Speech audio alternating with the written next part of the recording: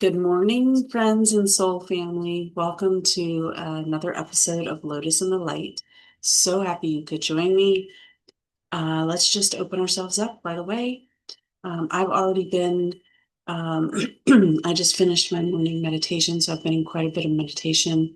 And I will say, Spirit has not shown me anything yet that I am supposed to be talking about or channeling today. So we'll ask Spirit to open that up for us right now. So let's together, remember, we're going to take a deep breath in. We're going to hold it for a few seconds and we're going to let it out slowly. It's going to take longer to breathe out than it took to breathe in.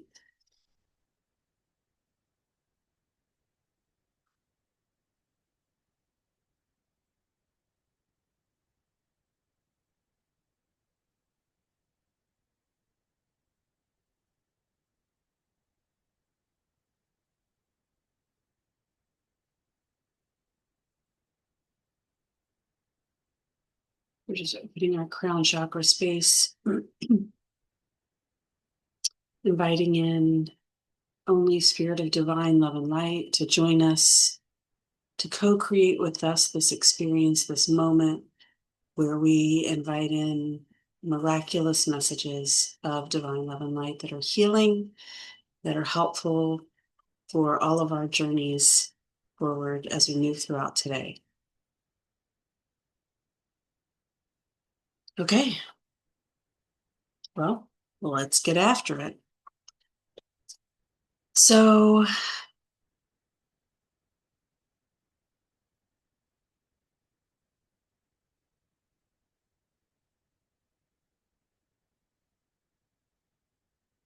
okay. So I want to talk a little bit today about this experience, this earthly experience, and the ways that we can learn through our earthly experience. Uh, the experience on earth was designed to help us, to help our souls grow closer to and more in line with the Christ consciousness. And in doing so, the soul experience kind of gives us an opportunity to a little bit like slingshot there, if you will, as opposed to slow growth.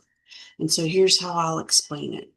Uh, in the soul realm, I don't know if that's the proper terminology, but that's the terminology Jennifer's going to use today. So in the soul realm, um, uh, learning happens through what we would call like Akashic records. Basically, there's a spirit school, if you will. There are experiences you can have in the soul realm that just help you grow in advance and get more and more aligned with Christ consciousness. But in that experience, there's some limits, right? Because God is love, God is light, God is joy, God is peace. And so you're kind of limited as you're growing closer and closer to God. You're kind of limited to the scope of those kinds of experiences. So, what the earth experience offers us, the human experience offers us um, as souls, is the opportunity to kind of dip into a whole different experience, and which allows us to then kind of advance more quickly. And so the difference that will help you kind of understand the difference would be like sitting down in the classroom and learning, book learning how to do something. You think about technical skills. So learning in a book how um, how to create art or how to cut hair or how to work on a car or how to anything, name your thing, right? Anything like that versus actually going out and doing it, using your hands, using your critical thinking skills in the moment, facing the actual challenges of fixing a car, the actual challenges of, how do I cut this hair, or how do I get this paint just right, or how do I mold this sculpture perfectly? Doing, most of us learn better by doing, right, than by somebody else showing us or reading it in a book or, so on and so forth. So that's what the human experience offers the soul is the opportunity to get in there and not just experience joy, but learn about this other thing, but actually experience this other thing so we have a greater appreciation for joy. So experiences expand us, and it's kind of like a rubber band effect. So the greater or deeper the sadness, the sorrow, those kind of experiences, the greater the joy. It's that slingshot, that rubber band effect. It's like if I experience a little bit of pain and suffering, then I experience, I don't want to say a little bit of joy, but when we're this on the soul side, it's all joy, right? But like the depth of that joy, and the depth of understanding of that joy is a little bit more limited. But as we understand more, we understand more, right? As we learn more deeper experiences on the negative side, it deepens our experience on the positive side. We become more well-rounded in our understanding of the universe, in our understanding of God, in our understanding of spirit, of energy, all those things. And it just expands who we are fundamentally at the core. So in that human experience, we have two ways we can learn. We can learn through wisdom and love or through fear. And so that's why I believe, as I mentioned in a previous video, the idea that Adam and Eve, the Adam and Eve story, they chose to come here.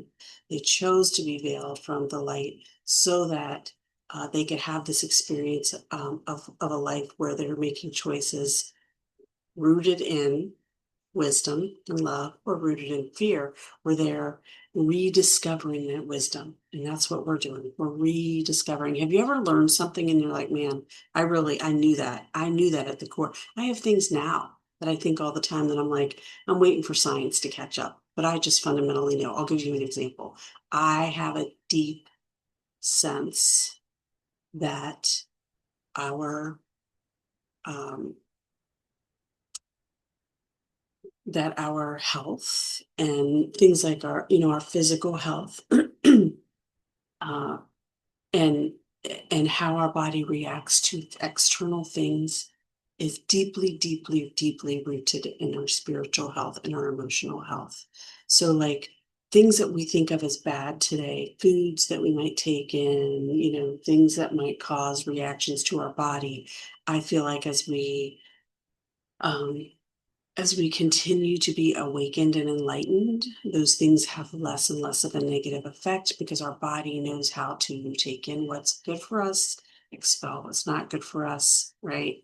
I mean, it even makes sense because if you think about it, our sympathetic nervous system is our fight or flight nervous system. That's that adrenaline, that's that fear, that's that tension, but I'm sorry, I don't know what I said, but that's our sympathetic. Our parasympathetic nervous system, though, when it's active, our body is resting, our body is digesting. So if you have problems with your digestive system, it's very likely because you're spending too much time in the sympathetic nervous system, and it's time to figure out how to calm your body. So it makes sense to me, but as an extension of that knowing or sensing, I sense that foods, this is going to sound wild and crazy. I sense that foods that are made with love are good for us. So we think of the health elements of a food based on what is it made from, what's added, what kind of additives are in it, and these things aren't good for us and these things are. But I just have a sense that when food is made with love, it heals. And unfortunately, a lot of our food is just made on an assembly line, right? And there's no love involved. And so I feel like that's why we're sicker. I don't know. We'll see. We'll see what science proves out in the end. But there's your my theory of the day. Uh, okay, so where are we? So we have the free will to choose to learn through wisdom and love, or to choose to learn through fear. And again, fear is just more around the mystery of it. If we struggle to tune in to spirit and then we don't know or understand something, when we don't understand things, we fear them. It's natural. You see it happen with people that aren't like us, that we don't understand, we fear. Um, you see it happen with um, when you hear things or see things that you can't identify, UFOs, for example, or noises in your, anything that we don't understand causes us fear. We fear other nations, other government systems. We fear other, uh, on and on, right? Point made. So, uh, part of our journey is to give ourselves the space and give, more importantly, give other people the space. I won't say it's more important, but it's just where we tend to, it's like, I'm allowed to have my experience, but you're not allowed to have your experience anyway, except the way that I have mine. So we've got to open up and let everybody have experiences in different ways and understand that the things that happen to you, including things that are happening to other people in your network, right, in your connection network, are happening because it's exactly what you need. In fact, you've manifested it by your energy. Your energy that you're emitting is drawing in exactly what you need. And so if you decided to come to this light to learn some specific lessons, let's say you want to grow in your patience, or you want to grow in your um, and learn how to forgive. You're going to be given all these opportunities to have to forgive. And then when you conquer it, you've conquered it, right? And spirit knows, your higher self, your soul knows what you're ready for and when you're ready for it. And so um every time though every time we choose to learn through wisdom and through love, it's a joyful, pleasant experience. So we're still growing. We're still growing in love. We're still growing towards love, towards Christ consciousness, but we're doing it in a way that feels good, right? Every time we choose to learn through fear, we still grow towards love. We still grow towards Christ consciousness. We're still expanding. It's just happening in a painful way, in a way that we really don't prefer in our human consciousness. We're like, ugh, I don't like this. Yet your energy says, this is what I need. This is what I need to learn. Okay.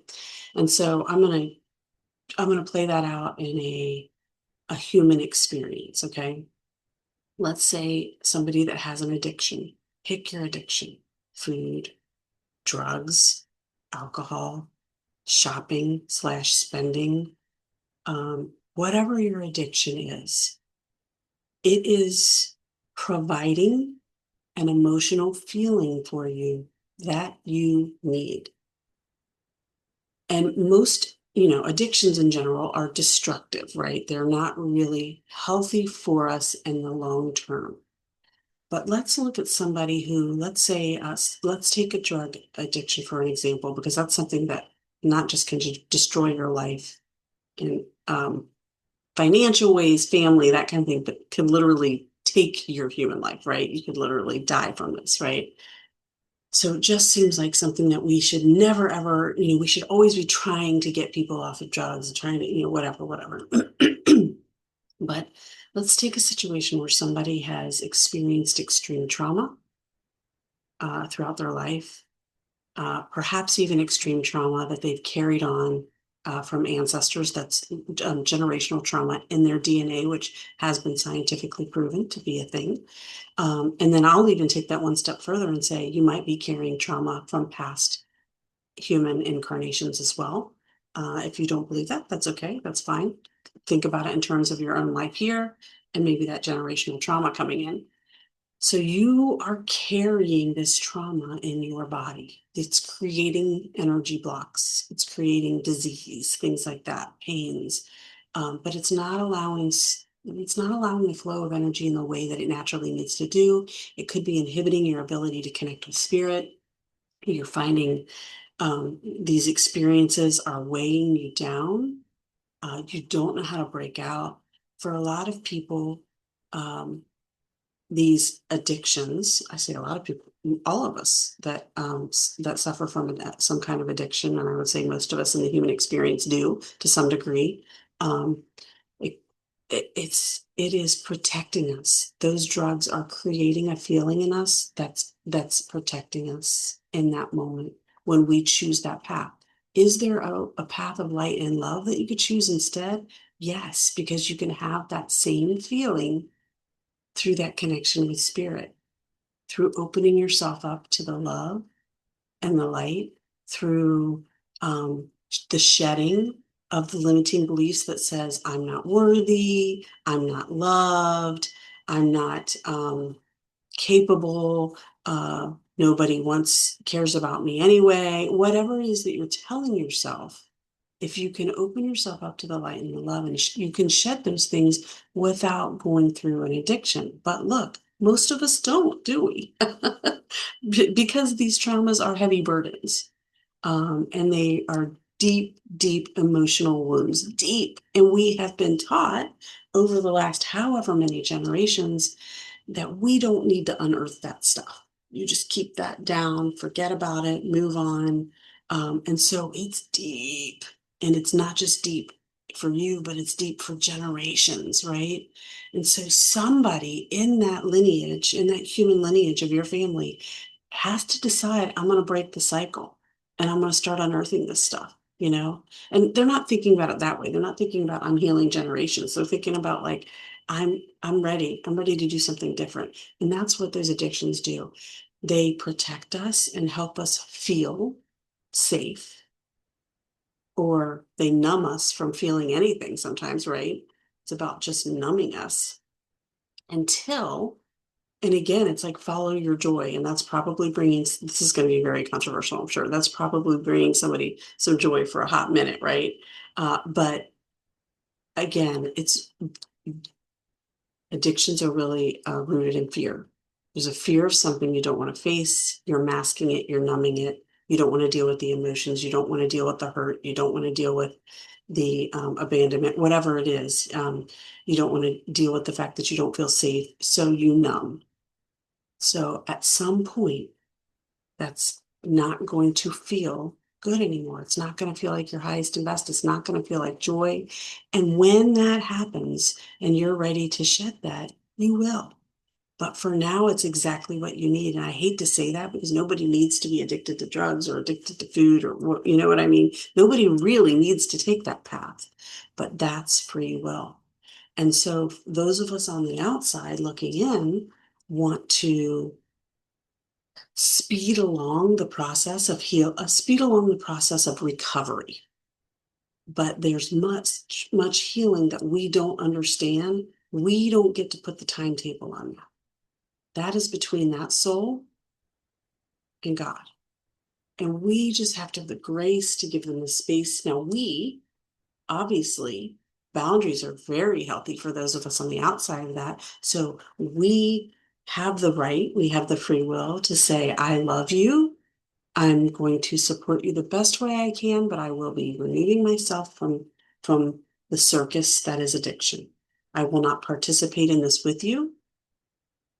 When you are ready, I am here for you. When you're ready to remove yourself from that and just still give them love and grace and space. And that's also scary when it's a loved one because there's the fear that what if they OD? What if they do something so terrible that they end up in jail or so terrible that they end up dead or, that is a real possibility, right? That's really scary. And those are the things that we want to control. But we have to remember, we don't have the whole picture. We do not have the whole picture. So what we think is right, um, if we just keep pushing towards it, listen, the harder you have to work for to realize something, to manifest something that you want in your life, the harder you have to work, the greater the indicator that is not what spirit has for you, that spirit has something better for you. Because if it is meant for you, you will attract it. You don't have to go get it. So if you really want to learn how to trust spirit, stop going after things and ask spirit to send you things. And then don't have expectations about what that is because it's not necessarily going to be the things you want. Let spirit know, like, this is what I want for my life. And then spirit's going to orchestrate it and send the pieces in to help you get there. But you've got to trust their path and their method. Okay, I'm going to leave that there. I feel like I've been talking a long time. Um, What do we want to do? What kind of card do you know what? Oh, we're gonna do something different today. We're gonna do a different oracle card today. I'm very excited about it. Okay, so this is weird things I'm saw. This is called um Sacred Rebels Oracle. This picture freaks some people out. I've shown this is my favorite deck. It's the first deck I ever bought, and I was in the store, and I immediately knew that this deck was for me. It wasn't even what I was looking for. I was actually looking for a tarot deck. I wanted to start to learn about tarot, and this deck kept calling me, and I'm like, no, I don't want an oracle deck. I don't want an oracle. I want a tarot deck. But I could sense my mom's spirit in these cards. And I could not only could I sense my mom's spirit, oh, I wish the number, if I can find the number one card, I'll show you. It actually, I opened the box and the first card that was sitting there and it was face up was my symbol from my mom. So then I was like, okay, now I know I have to get it. So I didn't even want to open the box because I didn't want it.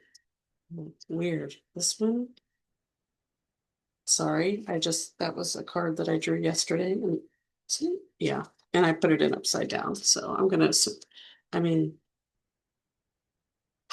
you know what? Maybe that is supposed to be our card. I don't know. That feels like this was a card that I pulled for myself yesterday. So I'm gonna, if it's supposed to be for all of us, it'll pop back out. How's that?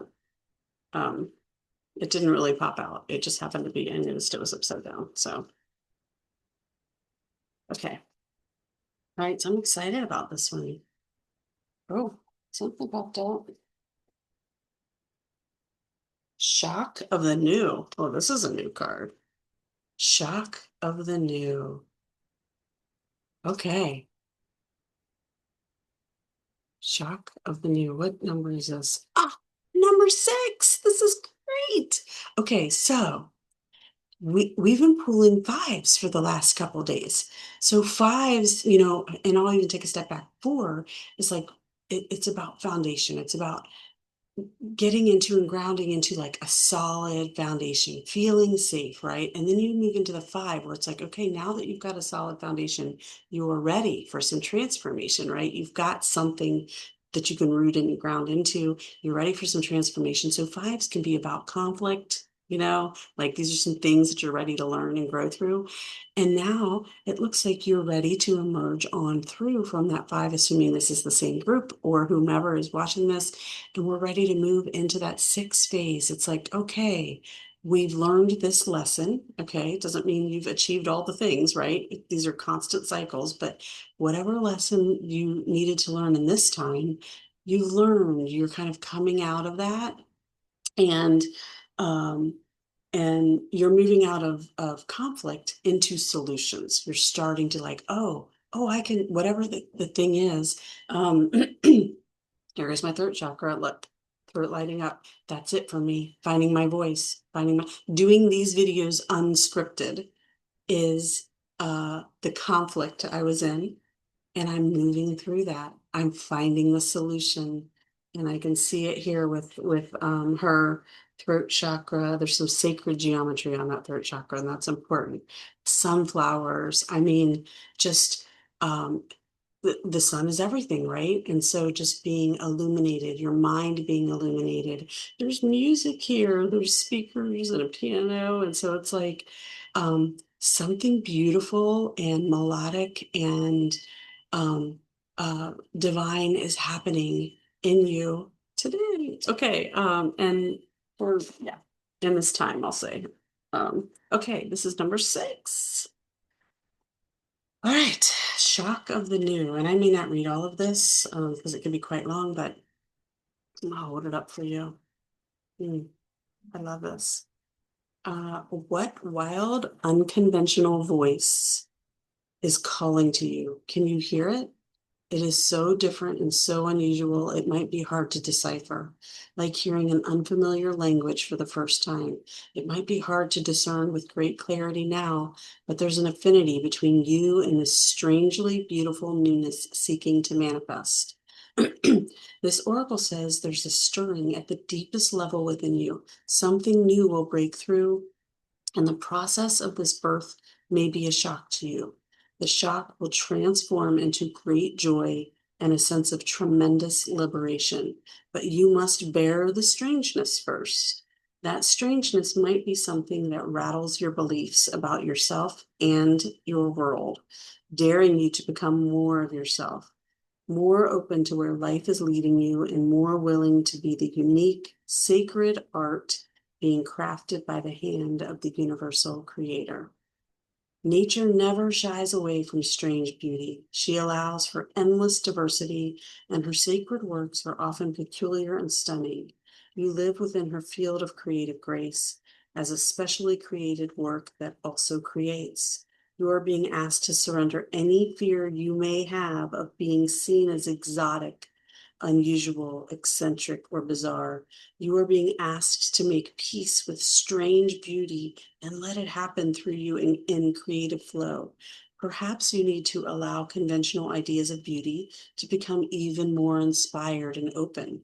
Perhaps you can allow your need for the world to behave according to your fixed ideas to fall away. You will receive so much more in its place. This oracle comes with a special message for you. There are rumblings and stirrings of creative life force happening now, deep in the undercurrents of your being. If you are very attuned or sensitive, you may have consciously felt this already, with excitement, discomfort, or both. If you have not yet sensed these inner stirrings, they're happening all the same.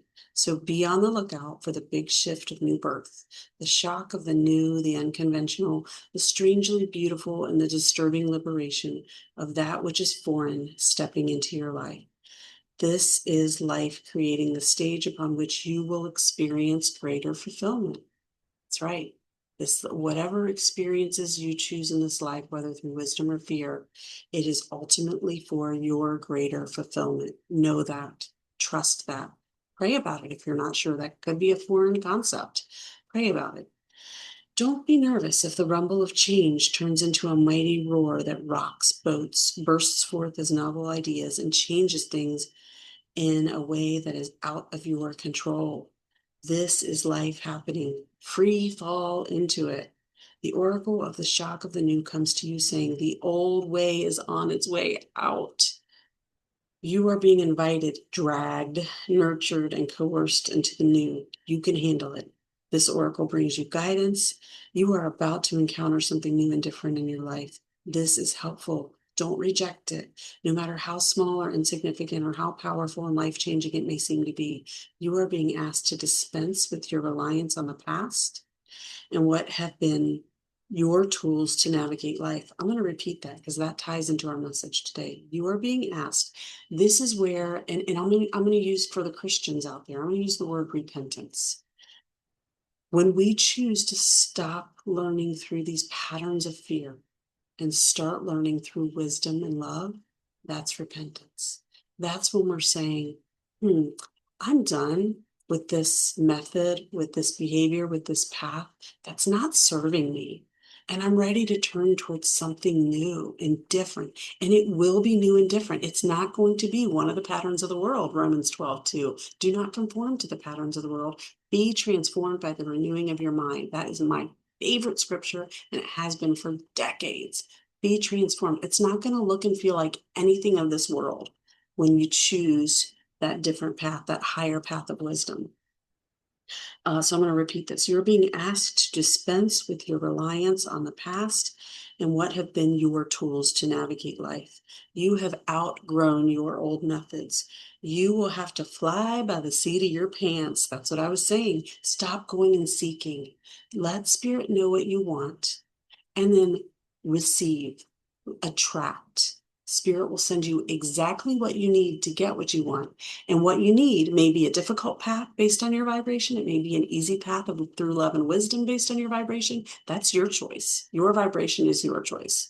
But Spirit will send you exactly what you need if you've already determined what you think is the right outcome and you start pursuing that. The moment you feel resistance, the moment it becomes hard, it's not the right path. Remember that.